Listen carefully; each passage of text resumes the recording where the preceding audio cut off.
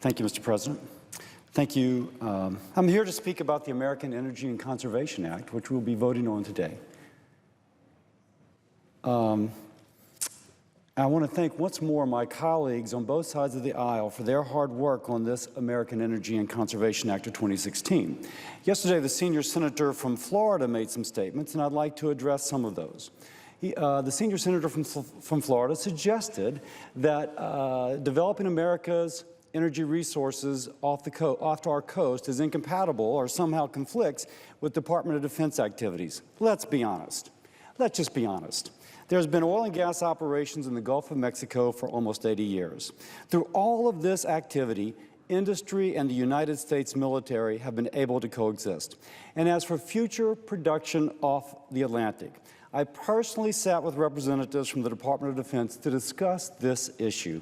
Their analysis showed that in President Obama's original Atlantic Draft Proposed program, less than 2% of the acreage was recommended not have oil and gas development because of operations conflicts.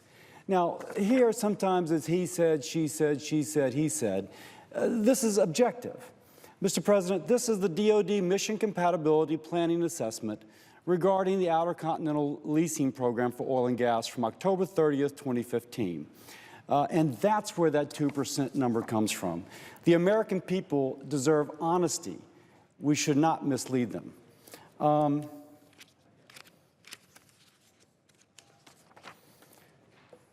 Now, the senior senator from Florida can vote as he wishes, but again, Department of Defense operations is not an excuse. Secondly, the senior senator from Florida suggested that he is looking forward to working with the new administration, although he did not support President Trump. He's looking forward to working with the new administration on behalf of the American people. Again, let's be honest. If there's one thing that came out of this last election, is that Americans want better jobs with better benefits. The last 8 years have been hard on working families. That's why they are desperate for these better-paying jobs. It is fitting in that regard that we're voting on the American Energy and Conservation Act. This has been studied and is said to incentivize the creation of 280,000 new jobs by 2035. The legislation is expected to trigger $194 billion in new capital investment in our economy, creating $51 billion cumulatively in government revenue for our federal government and for states.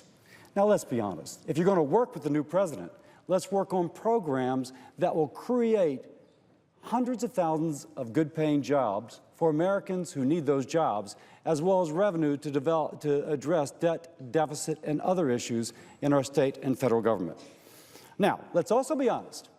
If America does not develop our natural resources, the vacuum will be filled with the likes of Iran, Venezuela, Russia, and Cuba. Cuba, which would like to drill off their coastline. Now, the choice is either to create good-paying jobs in the United States, off states like Virginia and North Carolina, or to forfeit those jobs abroad.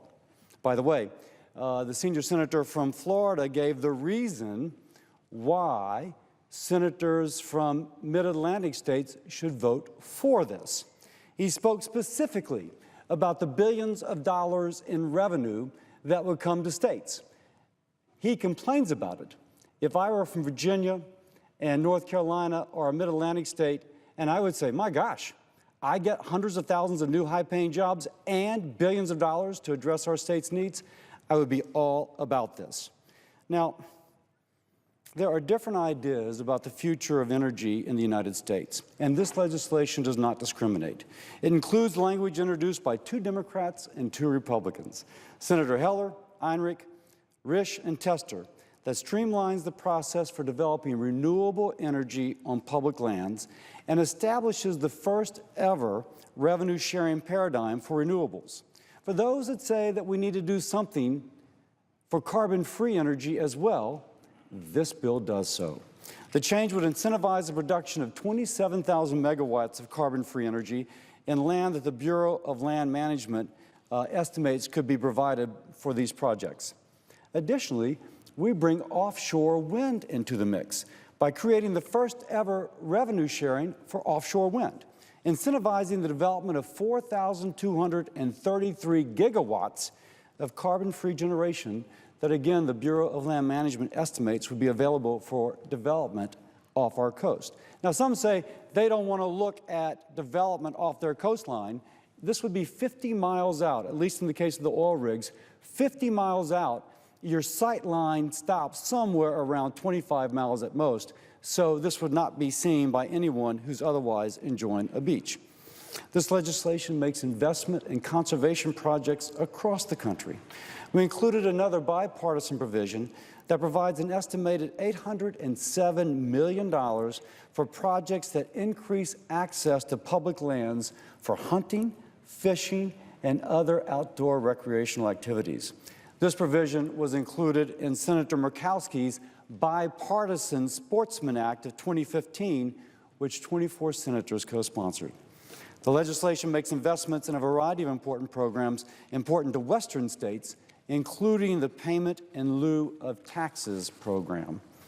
The bill also restores the traditional 50% onshore oil and gas state federal share for production on public lands, which the Obama administration had reduced since 2010 to pay for spending elsewhere. Again, all of this of particular importance to Western states. The American Energy and Conservation Act of 2016 is supported by over 50 important stakeholder groups, including the National Association of Manufacturers, the Chamber of Commerce, the American Chemistry Council, the American Petroleum Institute, the Western Energy Alliance, and the Consumer Energy Alliance. All energy-producing states deserve, one more thing I should say. It has been suggested, by implication by the senior senator from Florida, that we're trying to open up acreage off the coast of Florida, that we're trying to open up acreage in general. We don't open up any acreage at all offshore in this bill. All this does is say that if a new president, President Trump, decides to have outer continental shelf drilling, that there would be a certain model of revenue sharing. But we absolutely do not open up new acreage. Again, that sometimes seems to be implied. We need to be honest with the American people. All energy-producing states deserve to share the revenue derived from energy developed both onshore and offshore. Responsible revenue sharing allows states hosting energy production to mitigate for the historic and prospective infrastructure demands of energy production. Just makes sense. You need more roads. Help those states build those roads. Allow states to make the strategic investments needed for to ensure for future generations the resiliency of the infrastructure and for the vital natural resources.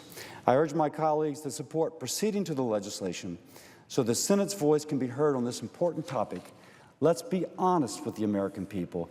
This is about creating great jobs. It is about sharing revenue with states. It is not about opening up new acreage. And it is thoroughly compatible with the Department of Defense's mission to protect our country. Thank you, Mr. President. I yield back.